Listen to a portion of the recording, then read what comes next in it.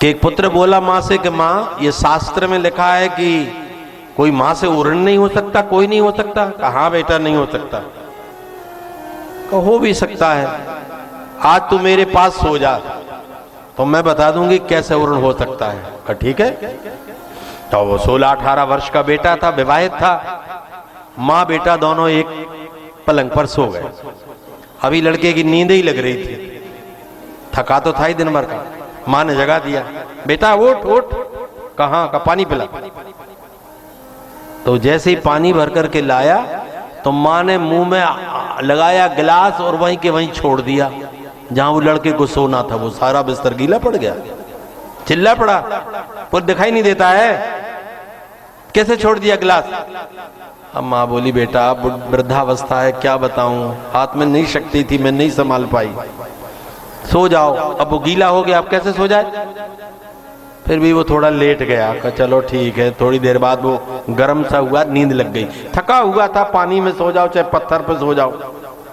जैसे ही आंख लगने को हुई माँ ने फिर जगा दिया। कहा बेटा कहाँ।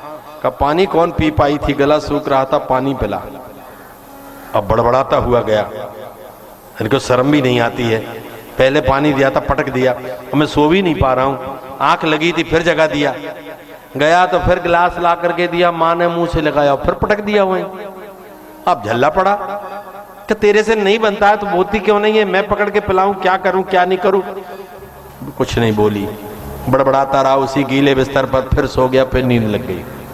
अभी नींद लगी थी कि उसने फिर जगा दिया। कहा बेटा कहाँ। कहा अब तो प्राण ही निकले जा रहे हैं, अब नहीं मांगूंगी, एक अंतिम बार मांग रही हूं, पानी ले आ।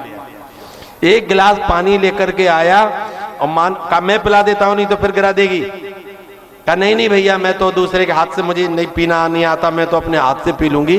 और पकड़ करके गिलास फिर से पटक दिया। अब बताओ 3 गिलास पानी वहां गिर गया जहां उसे सोना है।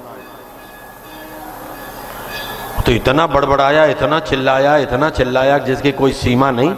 फेंका गिलास वहां पड़ा और सोया। अब क्या सोएगा, माँ तो सूखे में सो रही है, इसके पे पानी पटक देती। अब वो गीले में सोया, थोड़ा सोया, यहां वहां हुआ, लेकिन नींद तो नींद है, फिर भी नींद लग गई। थोड़ी जगा दिया। का बेटा कहाँ। का अब तो प्यास के कारण सिर गर्म हो गया, पेट गर्म हो गया, ऐसा लगता है प्राण निकल जाएंगे। अब की बार तो मैं प्रतिज्ञा करती हूँ पानी पी लूंगी, तो ले आ। उठकर बोला तुम कल की मरने वाली, आज मर जाओ। गया अपने कमरे में जाके सो गया। सवेरे उठा, माँ ने कहा बेटा समझ गया उऋण हो जाएगा माँ से।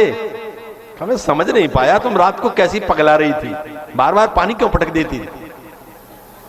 कहा मैं इसलिए पटक रही थी बेटा, जैसे गीले में तू सोया ना और इतना बड़बड़ा रहा था, ऐसे गीले में मैं 1.5 साल तक सोई, तेरे मूत्र कर देता था। तू तो पानी के गीले में घबराता था, मैं तेरे किए हुए मूत्र के गीले में सो जाती थी। मेरे कपड़े गीले करता था, मेरा बिस्तर गीला करता था, और तू ये बातें कहता है कि मैं मां से उऋण हो जाऊंगा। अच्छा तो एक काम कर, गूलर के दूध से एक तालाब बनवा दे, जा मुक्त हो गया। अब उम्र में दूध कितना निकलता है, एक पत्ता तोड़ो तो आधी बूंद दूध निकलता है, तालाब भर जाएगा। कमाज ये नहीं हो सकता है। अच्छा तो एक काम कर, कहा 9 बड़े बड़े करील के कांटे तोड़ ला। क्या ठीक है। का अपने पांव के अंगूठा में जहां नाखून है ना, नाखून के नीचे मांस में ठोक ले। अब था तो मजबूत था, ठाकुर था, उसने पैर के अंगूठा में नाखून में लगाया कांटा और जो ठुकवाया और चिल्ला पड़ा, अरे का मां मर जाऊंगा, ये सहन नहीं हो रहा है। बताओ नाखून के अंदर मांस कितना कोमल होता है, कोई इतना बड़ा कांटा कैसे ठुकेगा वहां।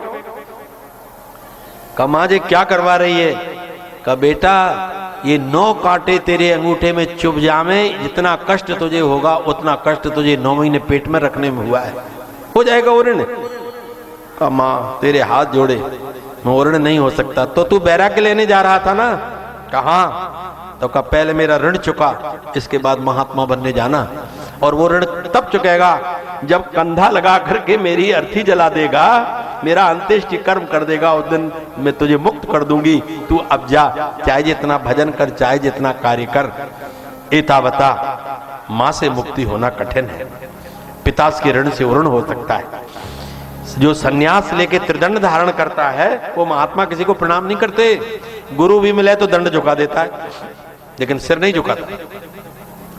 शास्त्रों में लिखा कि त्रिदंड धारण करने वाले सन्यासी से कहा कि यदि तुझे तेरे जीवन में जन्म देने वाला पिता मिले तो दंड झुका के प्रणाम करना, सिर मत झुकाना। यदि तेरे जीवन में तुझे शिक्षा देने वाले गुरु मिल जाए तो दंड झुका के प्रणाम करना, सिर मत झुकाना, तू अब ब्रह्म ज्ञानी हो गया है। और यदि तेरे जीवन में दीक्षा देने वाले गुरु मिल जाए तो दंड झुका देना पर प्रणाम मत करना। पर बेटा सन्यासी, त्रिदंड धारण करने वाले सन्यासी, यदि तुझे तेरे जीवन में तेरी जन्म देने वाली मां मिल जाए तो दंड को फेंक कर साष्टांग चरणों में प्रणाम करना, नहीं तो उसके ऋण से मुक्त नहीं हो सकता है।